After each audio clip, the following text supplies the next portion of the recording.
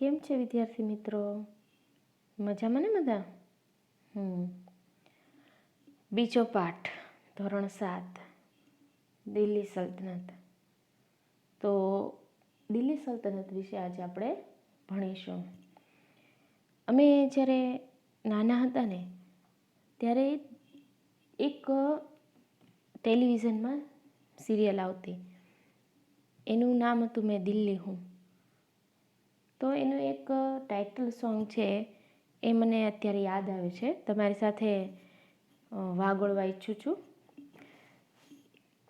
मैं दिल्ली हूँ, मैं दिल्ली हूँ, मैं हिंदुस्तान का दिल हूँ, मैं दिल्ली हूँ, मैं दिल्ली हूँ. વિદ્યાર્થી મિત્રો, દિલ્હી છે એ આપણી હાલની રાજધાની છે અને આ દિલ્હી લગભગ પ્રાચીન કાળથી ઘણા સમયથી ભારતનું શાસકોનું મુખ્ય કેન્દ્ર રહ્યું છે. તો એ શા માટે એવું હતું અને કયા કયા શાસકોએ આ દિલ્હીમાં રાજ કર્યું એની વિશે આપણે આજે ભણીશું. તો દિલ્હી છે એ બરાબર ભારતના નકશામાં તમે જુઓ ને તો એક હૃદયના સ્થાને છે, બરાબર. ત્યાંથી દરેક વિસ્તારનો દેખરેખ સારી રીતે રાખી શકાય. એટલે પ્રાચીન કાળથી બધા જ રાજાઓનું રાજધાની માટે પસંદકારક સ્થળ રહ્યું હોય તો તે દિલ્હી છે. આ જે છે લાલ કિલ્લો છે, આ લાલ કિલ્લા ઉપરથી જ આપણા પ્રધાનમંત્રી છે એ સ્વતંત્ર દિનના દિવસે રાષ્ટ્રધ્વજ ફરકાવે છે. તો આજે આપણે દિલ્હી સલ્તનત વિશે ભણીએ. પાઠ 2, દિલ્હી સલ્તનત. પ્રાચીન કાળથી રાજનીતિનું કેન્દ્ર છે આ દિલ્હી રહ્યું છે. 12મી સદીમાં તોમર અને ચૌહાણ વંશના લોકો માટે વેપાર અને વાણિજ્યનું કેન્દ્ર હતું દિલ્હી. 12મી સદીમાં જ્યાંથી એક મુખ્ય કેન્દ્ર હતું જે વેપાર અને વાણિજ્યનો વિકાસ માટે મહત્વનું કેન્દ્ર ગણાતું હતું. 13મી સદીમાં દિલ્હી સલ્તનતની સ્થાપના થઈ. 12મી સદી સુધી તો એ વેપાર વાણિજ્યનું જ કેન્દ્ર હતું, પરંતુ 13મી સદી પછી દિલ્હી સલ્તનતની સ્થાપના થાય છે. ઈસવીસન 1206થી 1526 દરમિયાન ઉત્તર ભારતના વિશાળ વિસ્તાર ઉપર શાસન કરનાર શાસકોને સુલતાન અને શાસનકાળને દિલ્હી સલ્તનત કહેવામાં આવે છે. ઈસવીસન 1206થી 1526 સુધી, લગભગ 2 થી 3 સદી સુધી, 350-350 વર્ષ સુધી ઉત્તર ભારતના વિશાળ વિસ્તાર પર શાસન કરનાર શાસકો શું હતા? સુલતાન. અને આ જે સમયગાળો છે, આટલા સમયગાળા દરમિયાન જે શાસન રહ્યું એ શાસનકાળને દિલ્હી સલ્તનત કહેવામાં આવે છે. તો મિત્રો, દિલ્હી સલ્તનતની વ્યાખ્યા તમને પૂછાઈ શકે, યાદ રાખજો. શાસકો મૂળ જે છે એ મૂળ ક્યાંથી હતા? કયા વિદેશીઓ હતા? તો તુર્ક વિસ્તાર અને અફઘાન વિસ્તારમાંથી આ શાસકો અહીંયા ભારત ઉપર શાસન કરવા આવ્યા હતા. 325 વર્ષ સુધી અહીં 5 વંશોએ શાસન કર્યું. 5 વંશો: ગુલામ વંશ, ખલજી વંશ, તુઘલક વંશ, સૈયદ વંશ અને લોધી વંશ. તો આપણે આ 5 વંશો વિશે આ પાઠમાં સમજવાનું છે અને યાદ રાખવાનું છે. દિલ્હી સલ્તનતના શાસકો. ગુલામ વંશ. ગુલામ વંશનો સમયગાળો શું હતો? ઈસવીસન 1206થી 1290. આ પણ તમારે યાદ રાખવાનું છે. ઈસવીસન 1192માં તરાઈ નામના મેદાનમાં, તરાઈનું યુદ્ધ ગણાય છે, તરાઈના યુદ્ધમાં પૃથ્વીરાજ ચૌહાણની હાર થઈ અને શિહાબુદ્દીન ગોરીએ દિલ્હી સલ્તનતનો પાયો નાખ્યો. પૃથ્વીરાજ ચૌહાણની હાર. પૃથ્વીરાજ ચૌહાણ વિશે આપણે રાજપૂત શાસકોમાં ભણી ગયા છીએ. એમાં શહાબુદ્દીન ગોરીએ દિલ્હી સલ્તનતનો પાયો નાખ્યો હતો. મોહમ્મદ ગોરીનો ગુલામ કુતુબુદ્દીન ઐબક, મોહમ્મદ ઘુરીનો ગુલામ કુતુબુદ્દીન ઐબક છે એ સુલતાન બને છે. એટલે જ મામલુક વંશ, કુતુબુદ્દીન ઐબકનું વંશ આમ તો મામલુક વંશ હતું, પણ ગુલામ એક સુલતાન બનતો હોવાથી આ વંશને ગુલામ વંશ તરીકે ઓળખવામાં આવે છે. મામલુક વંશના કુતુબુદ્દીન ઐબકે 5 વર્ષ સત્તા સંભાળી, પણ ઈસવીસન 1210માં પોલોની રમત, એક રમત આવે છે, એ ઘોડા ઉપર બેસીને હોકી સ્ટિક જેવું સ્ટિક હાથમાં પકડીને દડાને આમથી આમ ફેરવાનો હોય છે, અને આ રમતમાં ઘોડા પરથી પડવાથી તેનું મૃત્યુ થાય છે. બહુ જૂની રમત છે. તેનો જમાઈ એટલે એની કુતુબુદ્દીન ઐબકની દીકરીનો પતિ, એ જમાઈ, એનું નામ છે ઇલ્તુત્મિશ. ફરીવાર બોલું છું, ઇલ્તુત્મિશ એ છે એ સુલતાન બને છે, ઇલ્તુત્મિશ. અને ઇલ્તુત્મિશ છે એ ચહેલગાન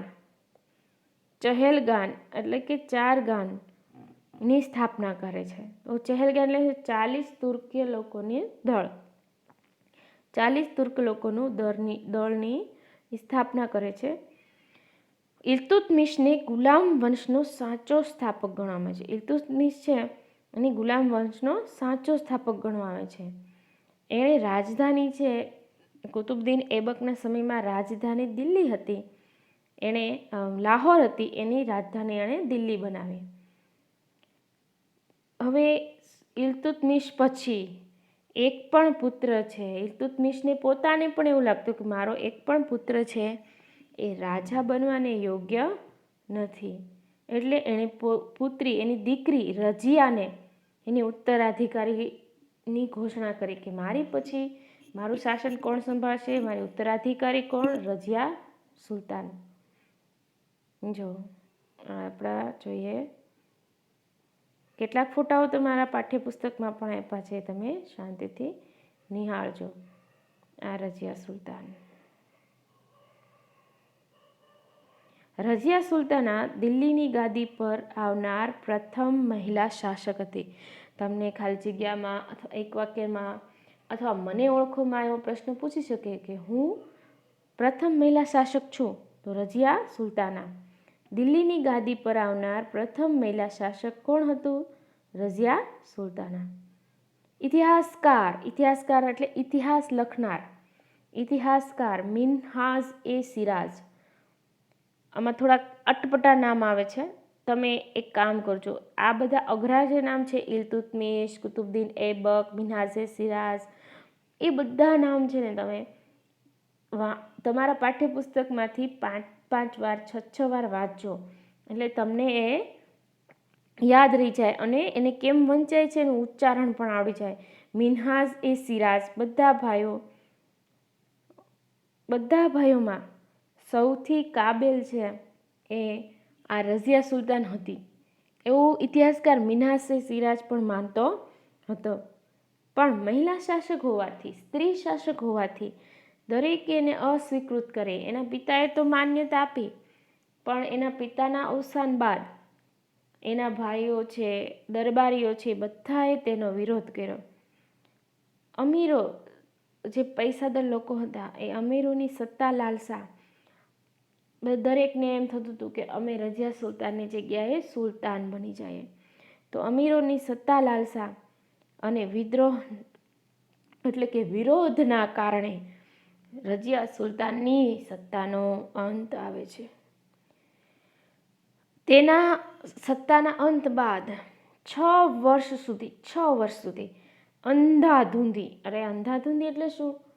એટલે કે એવી પરિસ્થિતિ જેમાં કોઈનું પણ ભલું ન થતું હોય, રાજાનું પણ નહીં, પ્રજાનું પણ નહીં, અને શાસનની અંદર અસ્થિરતા હોય. કોઈ વ્યવસ્થિત વ્યક્તિ છે એ વ્યવસ્થિત શાસન ચલાવે એવું થતું હોય નહીં, સૌ પોતાનું મન ફાવે તેમ વર્તન કરતા હોય. તો આવી પરિસ્થિતિને અંધાધૂંધી કહેશું. તો અંધાધૂંધી હતી. ઇલ્તુત્મિશનો પુત્ર પછી બધા ભેગા મળીને ક્યાં સુધી એકબીજા સાથે લડ્યા કરશું સત્તા માટે, એવું વિચારીને બધા ભેગા મળીને ઇલ્તુત્મિશનો પુત્ર જે હતો નાસરુદ્દીનને રાજા બનાવે છે. નાસરુદ્દીન 21 વર્ષ સુધી શાસન કરે છે. 21 વર્ષ સુધી. તેના મૃત્યુ બાદ ગિયાસુદ્દીન બલબન એ ગાદી પર આવે છે. ગિયાસુદ્દીન બલબન છે એ ચહેલગાન, જે ઇલ્તુત્મિશે શરૂ કર્યું હતું, એ ચહેલગાનનો નાશ કરે છે. એને ચહેલગાનનો નાશ કરી દે છે. એવી બાબતો કોઈ રાખતો નથી. અને એમ ચહેલગાનની જગ્યાએ જે રાજા હોય છે, એ રાજાનું સ્થાન મજબૂત બનાવે છે. ચહેલગાન કે એમ નહીં કરવાનું, એ તુર્કી દળો કે એ રીતે રાજાએ નહીં વર્તવાનું, રાજા કેમ એ લોકોએ વર્તવાનું. ગિયાસુદ્દીન બલબન 22 વર્ષ સુધી શાસન કરે છે. એ સાહિત્ય અને કલાનો પોષક હોય છે. સાહિત્ય એટલે આપણે કવિતા છે, કોઈ લખાણ લખાતું હોય એને સાહિત્ય કહેવાય. કલા એટલે સંગીતની કલા, ચિત્રકલા, એ બધી કલા કહેવાય.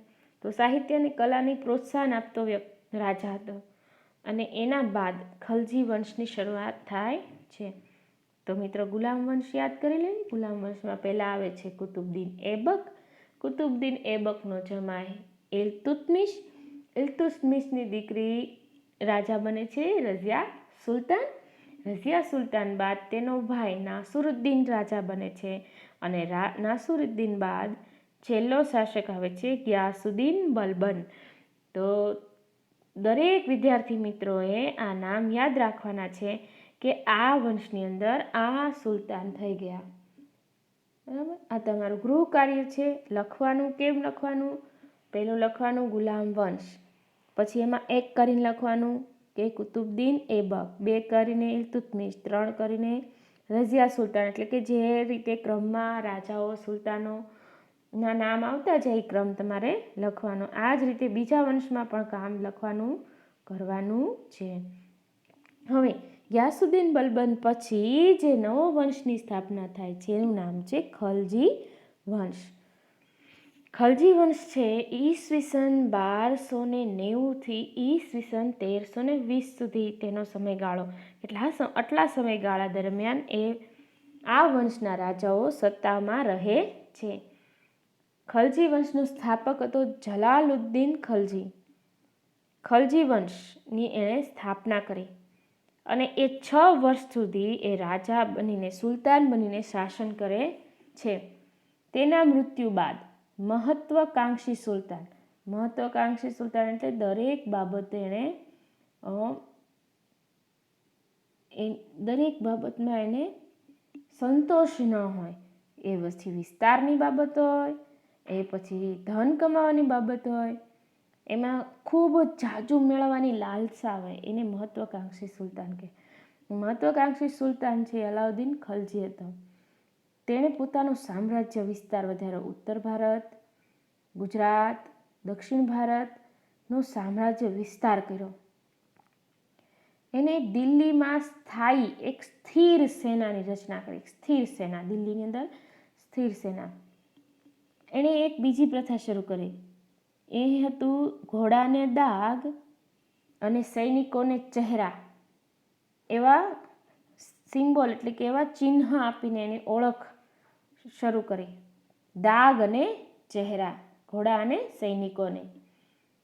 ભાવ નિયમન એટલે કે કોઈ પણ વસ્તુના ભાવ છે એ રાજા દ્વારા નક્કી થતા. એટલે એનું નિયમન છે, એનું વધારે રાખવા, ઓછા રાખવા, એ નિયંત્રણ છે એ રાજાના હાથમાં, સુલતાનના હાથમાં રહે એવું ભાવ નિયમનનો કાયદો એણે અમલમાં કર્યો. સંગ્રહખોરી એટલે મિત્રો કે કોઈ પણ વ્યક્તિ છે, કોઈ પણ દુકાનદાર છે, જ્યારે જાજુ બધું અનાજ મળતું હોય તો એનો સંગ્રહ કરી રાખે.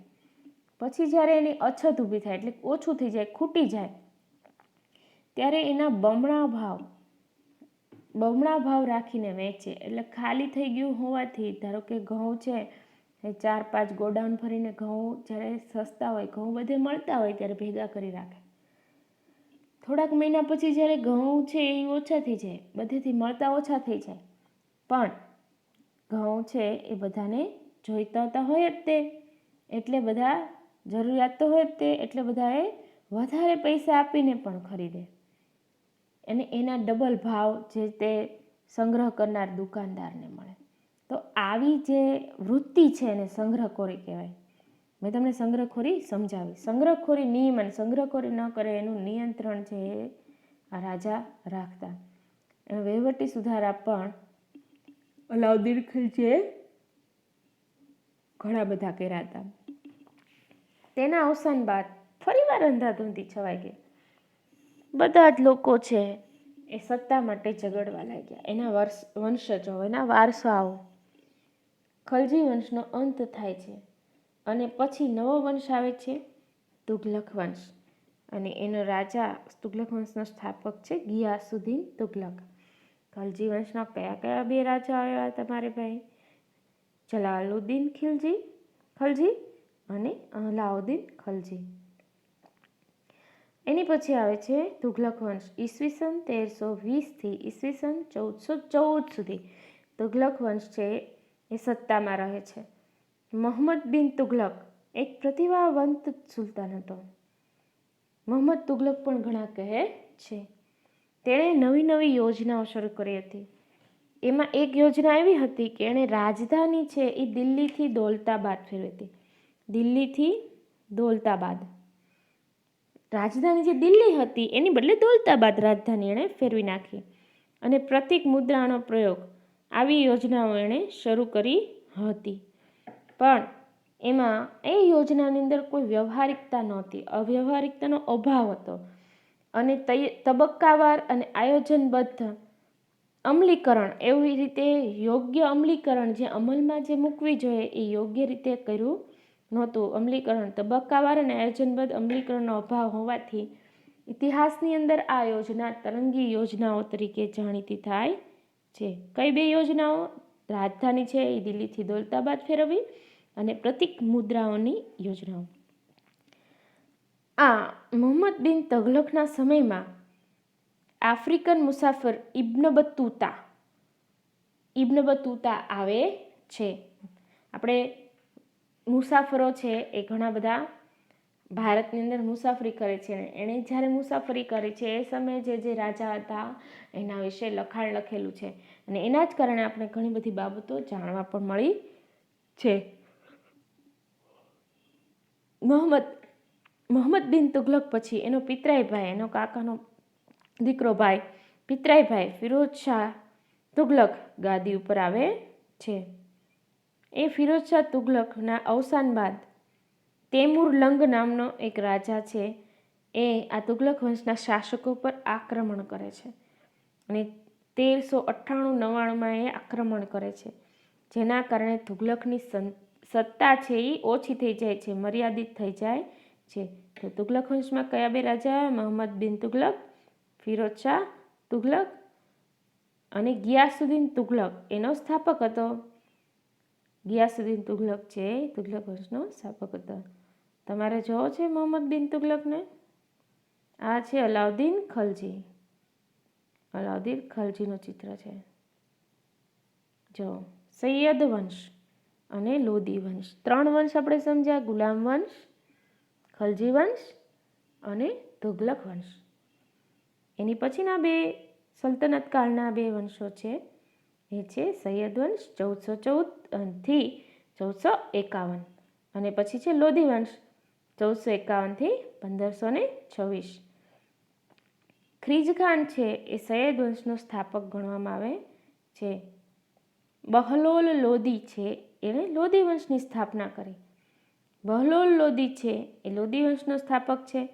એ પ્રથમ અફઘાન સરદાર એટલે કે અફઘાન શાસક એટલે કે અફઘાન વિસ્તારમાંથી આવેલો હોય છે. પ્રથમ અફઘાન સરદાર.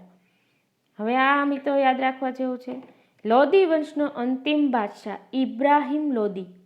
લોદી વંશનો અંતિમ બાદશાહ ઇબ્રાહિમ લોદી છે હોય છે. ઈસવીસન 1526માં પાણીપતનું પ્રથમ યુદ્ધ થાય છે. મિત્રો, પાણીપતના મેદાનમાં 3 મહાન યુદ્ધો થાય છે. તેનું પ્રથમ યુદ્ધ 1526 પાણીપતનું પ્રથમ યુદ્ધ બાબર અને ઇબ્રાહિમ લોદી વચ્ચે થાય છે. અને ઇબ્રાહિમ લોદીની એમાં હાર થાય છે, બાબરની જીત થાય છે. બાબરની જીત થતાં ભારતની અંદર, દિલ્હીની અંદર મુગલ શાસનની શરૂઆત થાય છે. તો વિદ્યાર્થીઓ, આપણે 5 શાસકો વંશો વિશે સમજ્યા સલ્તનત કાળના: ગુલામ વંશ, ખલજી વંશ, તુગલક વંશ, સૈયદ વંશ અને લોદી વંશ.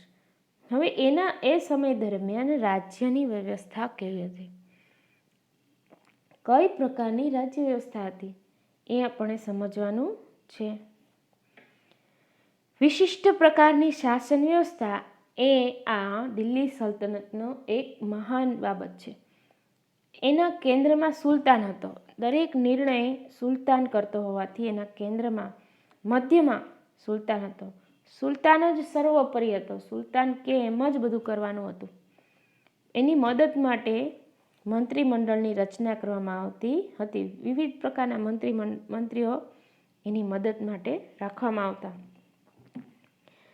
એમાં મુખ્ય વડાઓ કયા કયા હતા? સર્વોચ્ચ સેનાપતિ, કારોબારીનો સર્વોચ્ચ વડો અને ન્યાયાધીશ. આ એના મુખ્ય વડાઓ હતા. હવે મંત્રીઓ અને અધિકારીઓની નિમણૂક સુલતાન જ કરતો હતો. મંત્રીઓ અને અધિકારીઓ, કોને મંત્રી બનાવવા, કોને અધિકારી બનાવવા, એની બધી જ સત્તા, બધું જ કામ એ સુલતાન કરતો હતો. આખી રાજ્ય વ્યવસ્થાને 3 ભાગમાં વહેંચેલી હતી, 3 વિભાગમાં.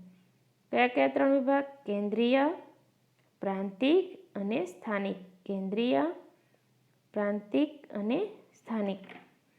કેન્દ્રીય શાસન વ્યવસ્થા. તો કેન્દ્ર એટલે કે સુલતાનના કક્ષાએથી કઈ રીતની શાસન વ્યવસ્થા હતી કે સુલતાન બધું ધ્યાન રાખતો. મંત્રીમંડળમાં મુખ્ય વ્યક્તિ છે પ્રધાનમંત્રી. સુલતાન જ મુખ્ય હતો, પરંતુ પ્રધાન જે મંત્રી હોય, મુખ્ય જે મંત્રી હોય એને વજીર કહેવામાં આવતું. અને એ દરેક વહીવટી વિભાગનો વડો હતો. એમાં વિવિધ વિભાગો હતા: સેના વિભાગ, પત્રવ્યવહાર વિભાગ, ધર્મ વિભાગ, વિદેશ વિભાગ, ગુપ્તચર વિભાગ. આધુનિક મંત્રીમંડળ જેવી વ્યવસ્થા પણ હતી. અત્યારે જે આપણે આધુનિક મંત્રીમંડળ જોઈએ તો એમાં તમે જોઈએ કે કોઈ છે એ જળ વિભાગના મંત્રી હોય, કોઈ શિક્ષણ વિભાગના મંત્રી હોય, કોઈ આરોગ્ય વિભાગના મંત્રી હોય. આ રીતે અધિકારીઓ પણ હોય. શિક્ષણના અધિકારી હોય, આરોગ્યના અધિકારી હોય. તો અત્યારે પણ તમે એ જોઈ શકો છો કે જે સલ્તનત કાળમાં જે વ્યવસ્થા હતી એવી થોડી ઘણી વ્યવસ્થા આપણે અત્યારે પણ હાલના સમયમાં જોઈ શકીએ છીએ. તમારે ઘરે શીખીએ જુલાઈ મહિનાની જે પુસ્તક મળ્યું છે વિદ્યાર્થીઓ, તેમાં આ તુલના પૂછેલી છે સલ્તનત વિભાગ અને આધુનિક વિભાગ. તો એ તુલનાનો જવાબ તમારે દરેકે જાતે વિચારીને લખવાનો છે. જે બાળકો સારામાં સારા જવાબ લખશે એનું આપણે આ પાઠ પૂરો થયા પછી એનો ફોટોગ્રાફ્સ છે આપણે ગ્રુપમાં મૂકીશું. દરેકનું ગૃહ કાર્ય છે કે, અને મોટાભાગના બાળકોએ કરી પણ નાખ્યું છે કે ઘરે શીખ્યામાં એક ગૃહ કાર્ય તમને આપેલું જ છે. સલ્તનત કાળ અને આધુનિક કાળની તુલના, એની સરખામણી કરવાની છે કે અત્યારે આવું હતું, ત્યારે પણ આવું હતું. ત્યારે સલ્તનત કાળમાં આ રીતનું કામ હતું, અત્યારે એવું કામ નથી થતું. એ તમારે વિચારીને પાઠ સમજીને સરખામણી કરવાની છે. પછી કેન્દ્ર વિભાગ, પછી એની પછીનો નાનો વિભાગ છે જે કેન્દ્રની નીચે આવે છે. પ્રાંતિય શાસન કહેવાય છે. પ્રાંતને જાગીર, એવી રીતે જાગીરમાં વહેંચી નાખવામાં આવતો. એક મોટો પ્રાંત હોય એની જુદી જુદી જાગીરમાં વહેંચી નાખવાનું, જુદો જુદો વિસ્તાર કે આટલો તમારે ધ્યાન રાખવાનું, તમારે ધ્યાન રાખવાનું, તો એને જાગીર કહેવાય. તો જાગીરમાં વહેંચી નાખવાનું. આપણે જાગીર બોલીએ છીએ ત્યારે એ સમયગાળા દરમિયાન ઇકતા કહેવાતું.